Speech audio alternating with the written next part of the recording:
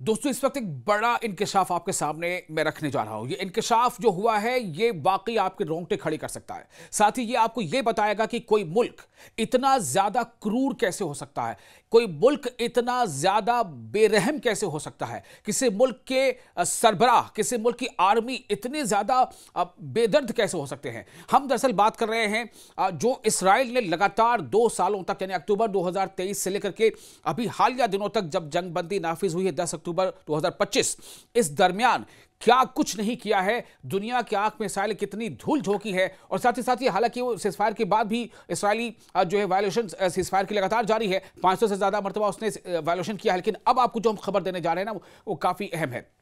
खबर यह है कि एक न्यूज एजेंसी है, मतलब न्यूज नेटवर्क है CNN, तो उसने उसकी एक रिपोर्ट है, उसने तहलका मचा दिया है। CNN की तहलका खेज रिपोर्ट सामने ये आई है, उसमें यह बात सामने आई है कि गुज़िश्ता 2 बरसों में यानी अक्टूबर 2023 से लेकर अक्टूबर 2025 तक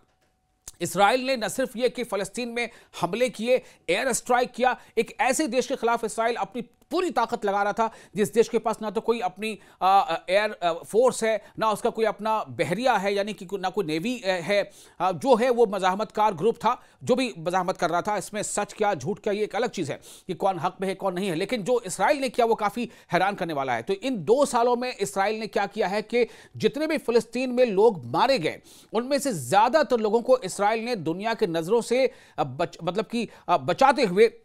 कि हमने ऐसा कुछ किया नहीं या ज्यादा हलाकतें हुई नहीं है, उसने इसराइल के बुलडोजरों ने उन फलस्तीनी लोगों को जो इसराइली हमले मारे गए जमीन के अंदर यूं ही जो है वो गाड़ते चले गए या दफन करते चले गए। ये इंकशाफ हुआ है CNN की रिपोर्ट से, जो अमेरिका की एजेंसी है, न्यूज है, इदारा है। अब आपको बता दें कि एक ऐसे वक्त में जब गजा के मजलूम शहरी, जब गजा के मजलूम लोग, वहां के निवासी काबिज इसराइली फौज की सफाकियत से हर लम्हा हर दिन कहीं ना कहीं गुजर रहे हैं, हर दिन उसके जुल्म, उसकी बर्बरियत, उसकी जारहियत को जो है वो झेल रहे हैं, उसका सामना कर रहे हैं। अमरीकी नशरियाती इदारे CNN की एक तहकीकाती रिपोर्ट ने एक और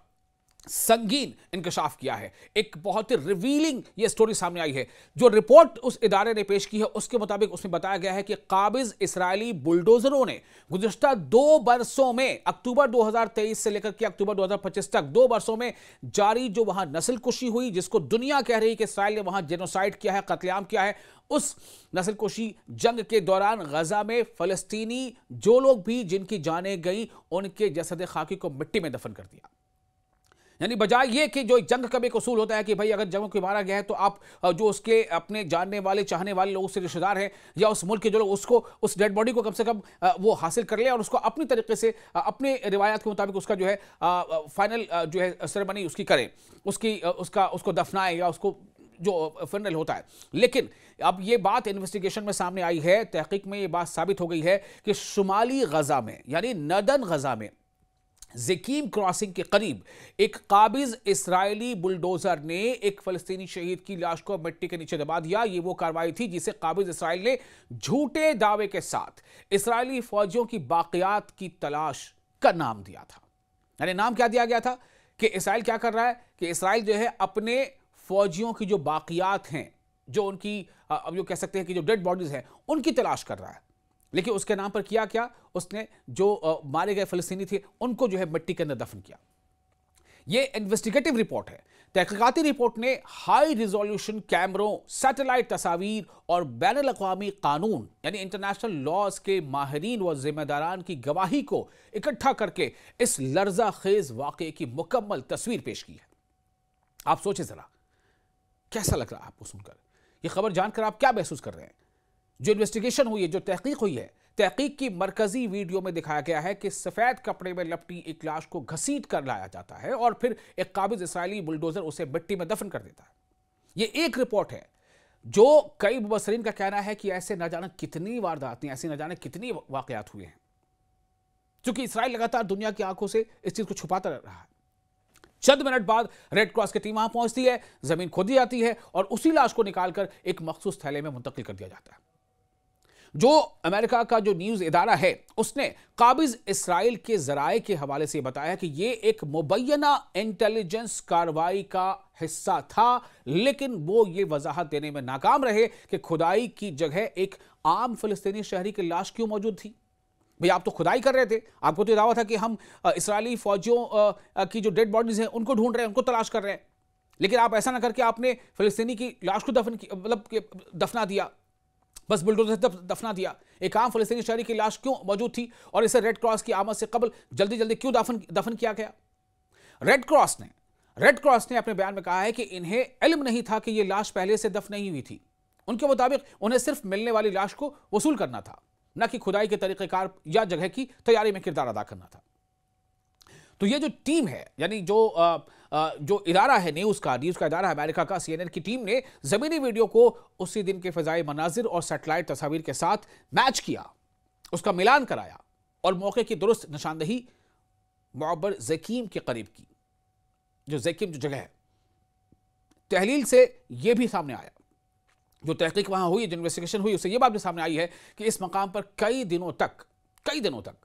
काबिज इस्राएली फौज की